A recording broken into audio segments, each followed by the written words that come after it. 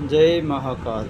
जय बाबा भोलेनाथ। उज्जैन नगरी, महाकाल नगरी, उज्जैन मध्य प्रदेश में आपका स्वागत है। त्रिभुवन नमामि सिप्र। चलिए चलते हैं शिव नगरी में। आज आपके शिव नगरी के साथ साथ मैं आधुनिक इतिहास एवं पौराणिक कथाओं का संगम करते हुए शिव की जीवन लीला पर चर्चा करके आपको बताने का प्रयास करूंगा कि कैसे थे शिव का वास्तविक जीवन और उनके साक्ष्य जो हमें मिलते हैं और हम इतिहास में पढ़ते हैं उनका कैसे है मिलन। हम बात करेंगे शिव और सती, जो कि सिंधु घाटी सभ्यता के मेलुआ के रहने वाले थे और उसमें हुई उनके जीवन में घटित घटनाओं के बारे में चर्चा करेंगे।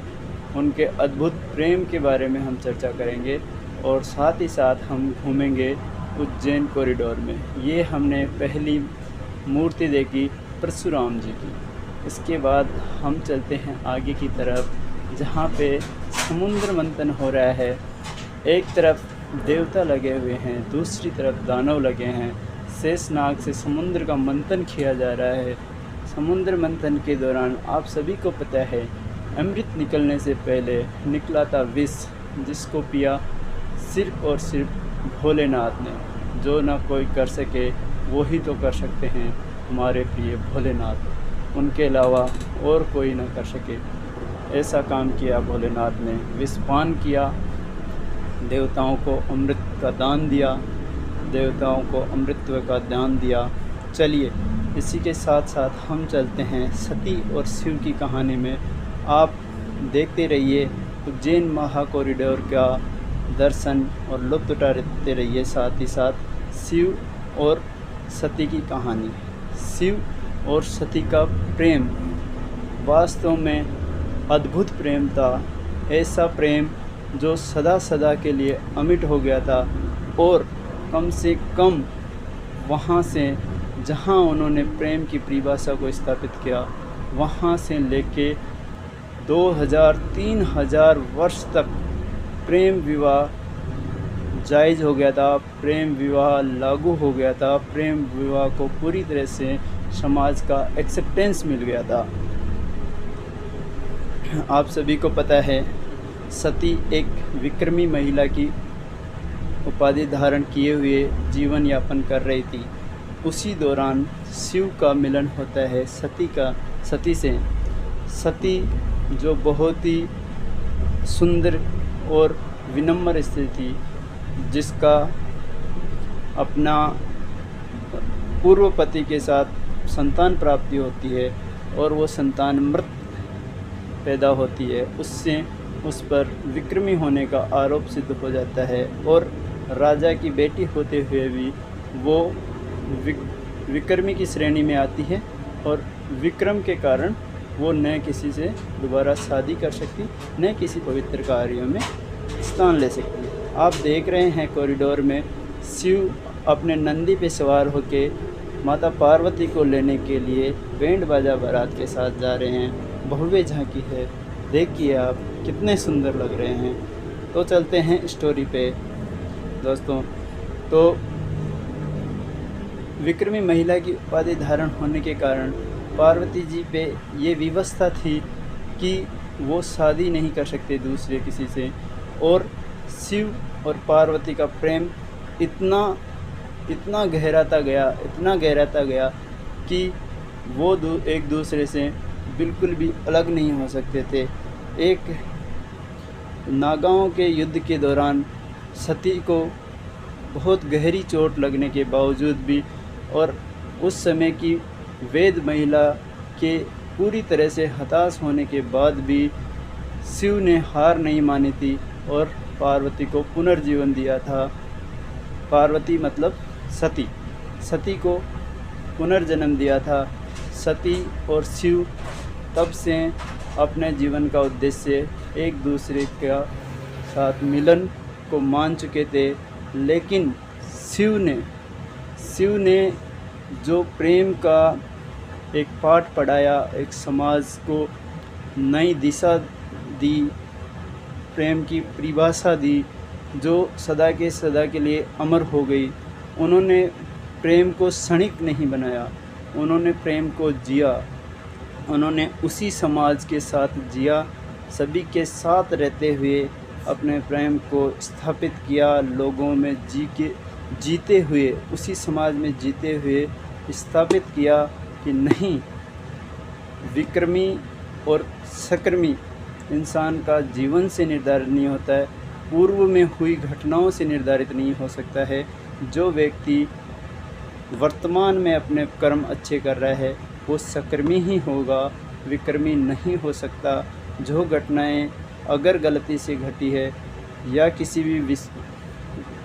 भी कोई प्रॉब्लम की वजह से हो गई है, पहले हो चुकी है, उनकी वजह से हम या पुनर्जन्म के दोषों की वजह से हम किसी को समाज से ऐसे दरकिनार करके नहीं रख सकते, क्योंकि उस समय पे विक्रमी होना एक सबसे बड़ा पाप था। समाज में उनके लिए कोई जगह नहीं थी। आप इसी कहानी के बीच में देखेंगे सप्तऋषि मंडल का एक बहुत ही सुंदर कॉरिडोर बनाया हुआ है। यहाँ पे 7 ऋषि को बैठाया गया है और उनके बारे में जानकारी दी गई है। आप वीडियो को पॉज करके उनके बारे में जानकारी पढ़ सकते हैं, याद कर सकते हैं। मैं कंटिन्यू करता हूँ शिव और सती की प्रेम कहानी। उन्होंने जीते हुए, प्रेम में जीते हुए, उसी समाज में रहते हुए और अपने जीवन के 50 साल एक दूसरे से अलग रहते हुए प्रेम को इस तरीके से स्थापित किया कि प्रेम सदा के लिए पूजनीय हो गया, सदा के लिए मान्य हो गया। और हम पढ़ते हैं कि उत्तर वैदिक काल, यहाँ तक कि मौर्य काल और गुप्त काल तक भी हमारे भारतीय इतिहास में प्रेम विवाह को एकदम जायज़, सबसे उत्तम माना जाता था। लेकिन आज के परिवेश में जो इतिहास का बदलाव हुआ, इतिहास का समय के साथ परिवर्तन हुआ, लोगों ने क्षणिक प्रेम की परिभाषा बनाई, लोगों ने प्रेम के अंतर्निहित पवित्रता है उसको खो दिया।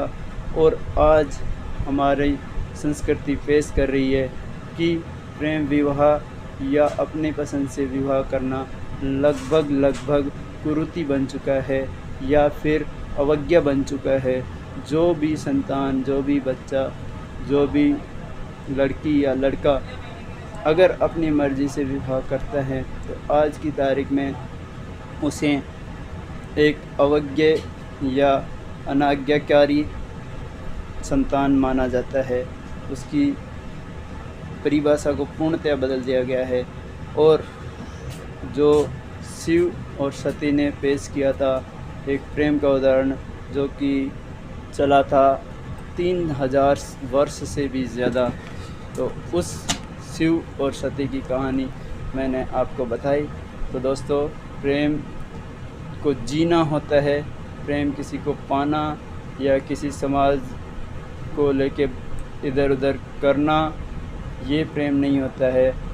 प्रेम को उसी समाज में, जिस समाज में जो धारणाएं बन चुकी है उन्हीं धारणाओं के साथ जीते हुए परिवर्तन करने की क्षमता अगर आप में है तो आप वास्तव में प्रेम कर सकते हैं। साथ ही साथ आप पीछे देख रहे हैं सभी सप्तऋषि के दर्शन लगभग हो चुके हैं आपको। इसके आगे हम आगे बढ़ेंगे तो भव्य दर्शन करेंगे श्री कार्तिकेय जी के, जो भगवान शिव के बड़े बेटे हैं। आपको इस कहानी के बारे में भी पता ही होगा। श्री गणेश जी छोटे बेटे हैं और कार्तिकेय जी बड़े बेटे हैं। जब शिव और पार्वती ने बोला और उनकी परीक्षा के लिए उनको बोला कि आप में से जो भी इस विश्व का सबसे पहले चक्कर लगा के आएगा वो हमसे ज़्यादा प्यार करने वाला सिद्ध होगा। तो श्री कार्तिकेय जी ने अपना गरुड़ लिया और पूरे संसार के चक्कर लगा के आए। तब तक श्री गणेश जी ने यहाँ पे एक दूसरे तरीके से अपने प्रेम को सिद्ध करते हुए अपने माता पिताजी के चक्कर लगा के ही उन्होंने संपूर्ण विश्व की धारणा अपने माता पिता में निहित बताकर उस कंपटीशन को जीता। लेकिन फिर भी कार्तिकेय जी के प्रेम में किसी प्रकार का छल नहीं था। उन्होंने अपना पूरा कर्म किया और पूरे विश्व के चक्कर लगा के सिद्ध किया कि वो उनसे, उनके माता पिता से कितना प्रेम करते हैं। कार्तिकेय जी आज भी दक्षिण भारत में बहुत ही पूजनीय हैं। ये आप पीछे देख रहे हैं मेडिटेशन हॉल। ये इतना भव्य और सुंदर मेडिटेशन हॉल बनाया है। इसमें अगर आप 5 मिनट का समय व्यतीत करते हैं तो अपने जीवन से रूबरू होने का मौका पाते हैं। आइए आगे देखते हैं। आगे चलते हुए हम पाते हैं आधुनिक कला का संगम। आधुनिक कला को इतिहास के साथ जोड़ते हुए हमारा आधुनिक फाउंटेन जिसके बीच में शिव की मूर्ति लगी हुई है, उसके ऊपर चारों तरफ पानी के फव्वारे लगे हुए हैं। थोड़ी देर में आप इसके दर्शन कर पाएंगे। और शिव और सती वाली कहानी जो हमारी एंड नहीं हुई थी, उसके बारे में अंत में मैं यही बताऊंगा। श्री कृष्ण का भी प्रेम था और भी बहुत सारी प्रेम कहानियाँ हमारे संसार में चलती आ रही है, हमारी संस्कृति में सुनते आ रहे हैं। लेकिन शिव और सती की जो प्रेम कहानी है वो वास्तव में काबिल तारीफ़ है। और उन्होंने जो 3000 तक के लिए एक प्रेम का परचम फहराया, स्थापित किया इस संसार में, वो वास्तव में अनुकरणीय हैं। आप सभी को भी कभी मौका मिले तो एक बार अमीश जी की एक पुस्तक है मेलुआ का मृत्युंजय, कृपया आप उस पुस्तक को पढ़ के शिव और सती की प्रेम कहानी का लुत्फ़ उठा सकते हैं। और जिस कहानी के बारे में बता रहा था, ये आ गया है आपका उज्जैन कॉरिडोर का मेन द्वार, मुख्य गेट हैं। यहाँ पे और भी भव्य मूर्तियाँ हैं। आप सभी को जब भी मौका मिले उज्जैन महाकाल नगरी में ज़रूर पधारें। एक बार शिव जीवन लीला का, पार्वती जीवन लीला का सचित्र दर्शन करें, आँखों से अपने से दर्शन करें। और इस फाउंटेन के बारे में मैं बता रहा था, आधुनिक और इतिहास को एक साथ मिश्रित करती हुई ये कला बहुत ही सुंदर दिखाई देती है। चलिए, धन्यवाद। जय महाकाल, जय बाबारी, राम राम सर।